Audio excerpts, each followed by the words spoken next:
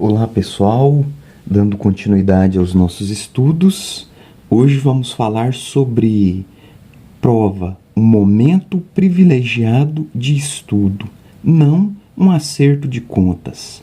Pedro Vasco Moreto, tão mais conhecido como Moreto, esse autor, ele aborda a seguinte questão: quando tem a prova é encarada pelo professor como um momento de um acerto de contas.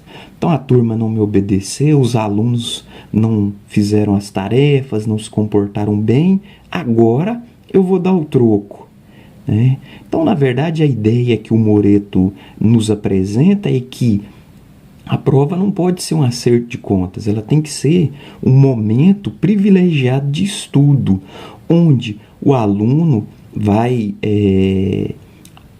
avaliar e estudar a sua capacidade junto com o professor.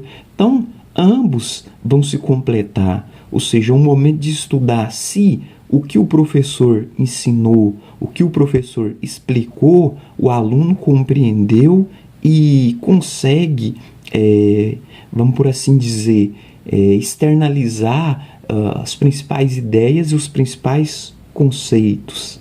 E aí o Moreto também vai dizer o quê? Que a prova é um momento angustiante para os professores e estressante para os alunos. Então, o professor deu aula, né? Todo bimestre, vou dar a prova agora, e aí quando ele aplica a prova, a metade da turma, ou digamos que quase a turma inteira, não consegue responder a prova. O professor vai falar, mas eu dei aula, eu expliquei isso aqui várias vezes, dei vários exercícios. Chegando no dia da prova, os alunos simplesmente não conseguem responder. Então é um momento de muita angústia para os professores e de muito estresse para os alunos. Por quê? Semana de prova, vem prova difícil.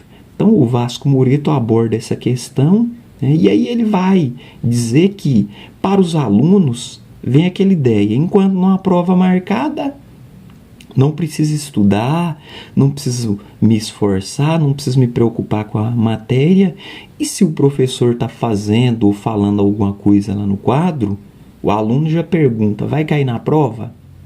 Então, a ideia seria, se vai cair na prova é importante, eu vou anotar, vou estudar. Se não, não vou nem me preocupar. Então, ele aborda também essa questão. E é interessante que no momento da prova, às vezes o aluno pergunta, professor, explique a questão. Então tem alguma coisa errada. O conteúdo que foi trabalhado pelo professor não é o mesmo que está na questão. Ou a questão foi mal elaborada. Porque se o aluno faz esse tipo de pergunta, aqui o Vasco Moreto vai nos dizer que tem alguma coisa errada. Ou o professor explicou de um jeito e perguntou de outro, ou vice-versa, e o aluno não entendeu. Então, a cobrança de conteúdos ela precisa ser adequada. Ou seja, o que ele explicou, a forma como ele explicou, precisa ser mais ou menos a forma de cobrança desses conteúdos. Ou seja, provas bem feitas para os alunos responderem o que pensam. Então, e aí verificar até que ponto houve aprendizagem significativa dos conteúdos relevantes. Então, o que acontece? O professor não pode pensar em fazer uma prova difícil, ele tem que fazer uma prova bem feita. Olha, isso aqui vai servir, né, para mim ver se houve aprendizagem significativa dos conteúdos relevantes. E aí o aluno vai ler a questão com a linguagem adequada ao que eu expliquei, ao que eu trabalhei, e vai responder o que ele pensa, da forma como ele pensa. Então, aí a relação professor-aluno, o Vasco Moreto ele aborda também essa questão, porque na interação com o professor e com o aluno, ele discute também a questão do construtivista e socio-interacionista, ou seja, o aluno fala, pergunta, interage e o professor responde no diálogo ali entre ambos, a aula vai transcorrendo, o assunto vai sendo desenvolvido e partindo desse modelo construtivista, socio-interacionista, as provas vão ser elaboradas. E aí é necessário o quê? Privilegiar os estudos, e aí o professor vai o quê? Catalisar, mediar e facilitar a aprendizagem dos alunos. Ou seja, ele não tem que dar um conteúdo difícil, que dá um conteúdo complicado, mas ele tem que, embora o conteúdo seja difícil, seja complicado, o professor tem que fazer o quê? Ele tem que, na perspectiva interacionista, né, o socio-interacionista aqui, o construtivista de Piaget, o socio-interacionista de Vygotsky, ser um catalisador, ou seja, ele vai mediar, né, a aprendizagem do aluno, ou seja, o que está no livro, o conteúdo, e ele vai facilitar com que o aluno aprenda, compreenda esse conteúdo. E aí ele fala o que? Ele recomenda a avaliação, ela precisa ser coerente com a aprendizagem e bem estruturada. Ou seja, eu dei aula sobre o Dia da Independência do Brasil. Então, mais ou menos aquele conteúdo que eu passei, eu preciso avaliar de forma coerente. Olha, o que os alunos conseguem responder de forma estruturada sobre o conteúdo que foi trabalhado, né? Então, e aí a prova não pode ser um acerto de contas, que é o principal ponto que o Vasco Moreto coloca, e é o título da obra, que é um momento privilegiado de estudo para ambos, onde o professor vai estudar se o conteúdo que ele deu, a metodologia utilizada foi adequada, e o aluno se consegue desenvolver, compreender e seguir adiante com o conteúdo ensinado pelo professor. Em seguida, vamos ver mais um autor, que é o Sacristã, José Guimeno Sacristã. Esse é um autor também bastante conhecido, bastante cobrado pelo centro de seleção. José Guimeno Sacristã é um espanhol, e Pérez Gomes. Então, a obra dele seria Compreender e Transformar o Ensino. O Sacristã fala sobre currículo, cultura e avaliação. Então vamos fazer aqui uma pequena introdução já na temática desses autores, e posteriormente retomaremos uma obra deles que fala um pouco mais sobre currículo. Para Sacristã e Gomes, o conceito de avaliação tem uma amplitude variável de significados e diferentes formas de concebê-las. Então, o que ele vai dizer? Quando se fala em avaliação da aprendizagem, ele vai dizer, bom, de que forma isso vai ser feito? Todos os dias eu vou dar um questionário, uma produção de texto, alguns cálculos para o aluno resolver. Não, eu vou fazer isso uma vez por semana. Eu vou fazer um seminário a cada 30 dias com os alunos. Então, ele traz essa amplitude, essa gama, vamos dizer assim, de formas de avaliação que podem ser concebidas. E aí, o que ele recomenda? Informar aluno e professor sobre a qualidade do processo. Então, a aprendizagem, ela tem que ser efetiva, ela tem que ser eficaz, e aí ela vai servir justamente, seguindo a linha do Vasco Moreto, dialogando com o autor anterior, que o professor e o aluno vai conseguir perceber como está a qualidade do processo de ensino. Conteúdo adequado, metodologia adequada, aprendizagem.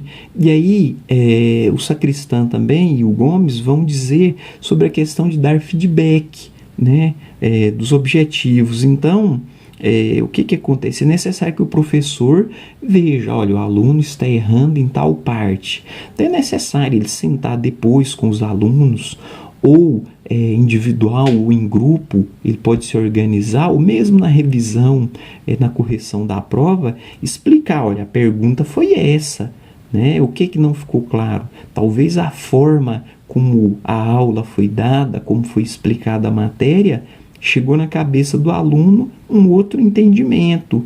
Então, aí o professor retoma e fala, o objetivo dessa explicação era que o aluno entendesse tal ponto. E aí, o que ele fala? Que a a avaliação ela seleciona e limita a realidade.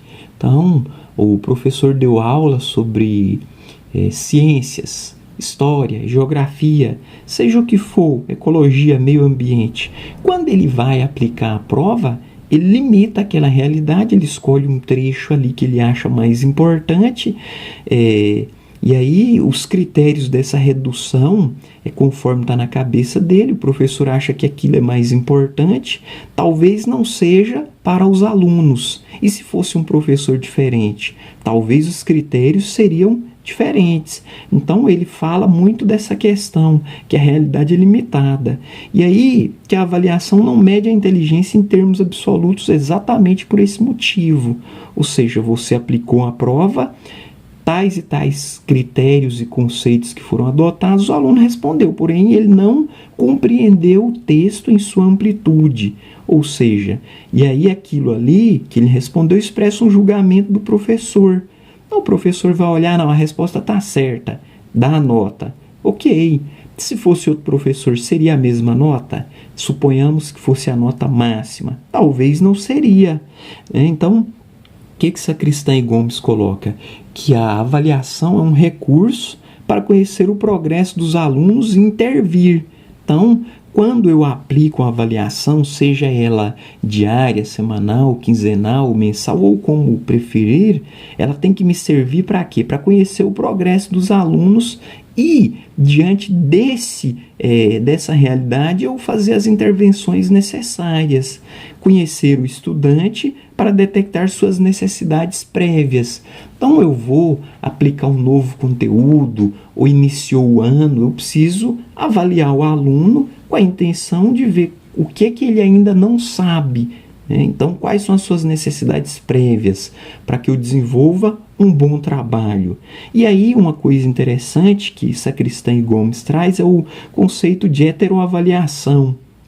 Os alunos se conhecem e se avaliam conforme o esforço de cada um.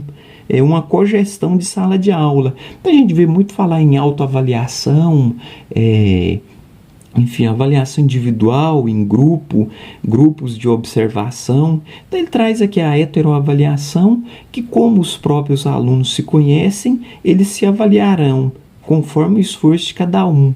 E aí o professor meio que dividiu a gestão da sala, onde o grupo vai dizer, olha, tais e tais pessoas compreenderam bem, participaram bem, tem que ter tal nota, e aí entre o grupo ali, eles mesmos se avaliam. E depois, é claro, que o professor pode comprovar e medir.